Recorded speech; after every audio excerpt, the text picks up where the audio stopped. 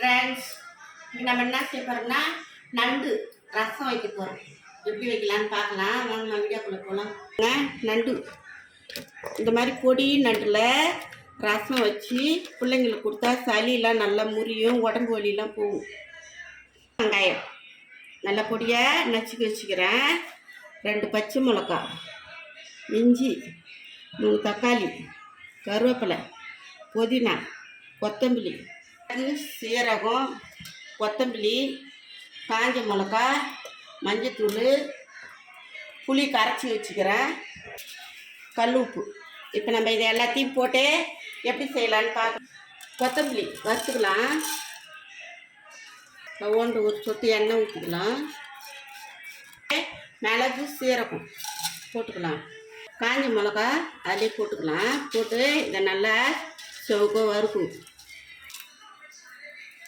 பாருங்க, கொத்தமல்லியை இந்த குச்சியெல்லாம் எடுத்து கீழே போடாதீங்க. இந்த குச்சி தான் நல்லா வாசனையாக நல்லா டேஸ்ட்டாக இருக்கும். சத்து தான், தழையில் அவ்வளோ இருக்காது. இந்த குச்சியில் தான் இருக்கும். இந்த குச்சியை நம்ம அரைச்சிக்கலாம்.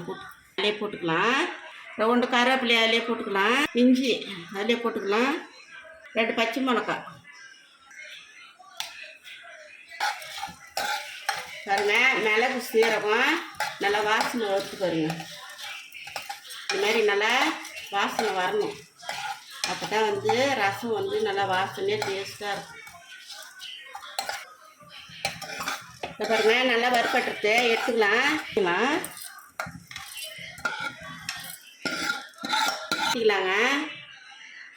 கடுகு உளுத்தம்பருப்பு 1/2 டீஸ்பூன் போட்டுக்கலாம். வெந்தயம் 1 டீஸ்பூன் போட்டுக்கலாம். கடுகு வெந்தயம் நல்லா பொரிச்சுட்டுங்க. காஞ்ச மிளகா போட்டுக்கலாம். கருவேப்பிலை போட்டுக்கலாம். நல்லா அள்ளியில் நெருக்கி வச்சுக்கிறேன். போட்டுக்கலாம்.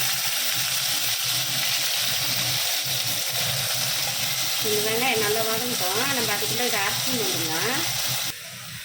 பூண்டு அதிலே போட்டுக்கலாங்க.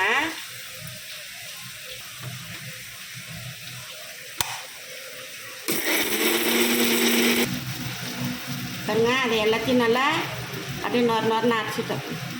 வெங்காயத்தை அவங்க போட்டுக்கலாம்.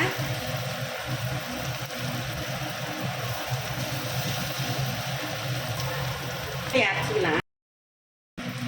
தக்காளி அரைச்சிக்கலாங்க. தக்காளியை இதில் ஊற்றிக்கலாம். நல்லா வதங்கிட்டோம். நண்டு போட்டு அரைச்சிக்கலாங்க. ஒரு 1/2 டீஸ்பூன் போட்டுக்கலாங்க. நண்டு போட்டுக்கலாம். நண்டு கொஞ்சம் நண்டு அரைச்சோம்ல, அதையும் அள்ளி போட்டுக்கலாம். வச்சுக்கிறேன். அதில் ஊற்றி கலக்கி ஊற்றி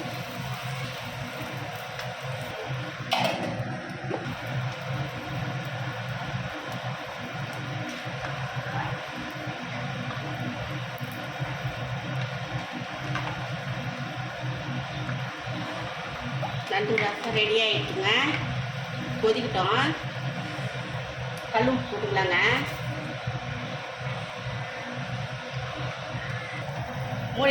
மூடிக்கலாங்க. கொதிக்கிட்டோம் நல்லா. ரசம் அப்படியே கமன்னு வாசனை வாருதுங்க. நண்டு ரசம் பாருங்க. பாதி நண்டை அரைச்சி ஊற்றினா பாதி நண்டை முழுசாக போட்டு வச்சுக்கிறேன்.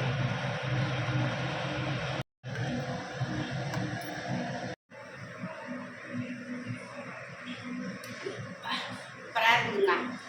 இந்த மாசு சளியெல்லாம் நல்லா அறுத்து எடுத்துங்க வந்துடும். செமையாக இருக்குது. நீங்களும் இந்த மாதிரி செஞ்சு பாருங்கள். எப்படி இருக்குதுன்னு கமெண்டில் சொல்லுங்கள். பாய்.